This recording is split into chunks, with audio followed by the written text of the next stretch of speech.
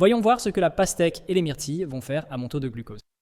J'ai testé d'abord la pastèque puis les myrtilles. Le lendemain, on va maintenant pouvoir comparer les résultats. Là, il y a à peu près 300 g de pastèque et là-dedans, il y a 90% d'eau, 20 g de sucre, 1 g de fibres et ça fait à peu près 60 calories. Ça, c'est très bon pour la santé parce que c'est riche en vitamine C et vitamine A. Par contre, je suis très curieux de voir un peu l'impact que ça va avoir sur mon taux de glucose. C'est parti.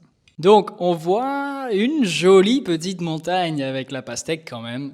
C'est vraiment clair que ça fait monter ma glycémie et descendre. J'en ai pas mangé énormément. De la pastèque, on en mange vite beaucoup. Donc, c'est quand même quelque chose qui a un impact glycémique non négligeable. Mangez-en, mais avec modération. Il y en a qui disent que les myrtilles, c'est excellent pour la santé. Et il y en a beaucoup d'autres qui disent que, en fait, c'est pas très bon parce que ça a tendance à faire monter le taux de glucose très très vite. On voit que dans cette portion de myrtilles, il y a exactement 18 g de glucides, dont 13 g de sucre, avec 1 g de protéines et 0 g de graisse. Donc c'est justement ces 13 g de sucre qui potentiellement font monter la glycémie, mais il y a aussi 4 g de fibres. Donc on va voir justement maintenant l'impact que ça va faire sur mon glucose. Donc pour bien comparer, on va d'abord regarder à jeun mon taux de glucose maintenant, et on voit que je suis à 94. Après 30 minutes,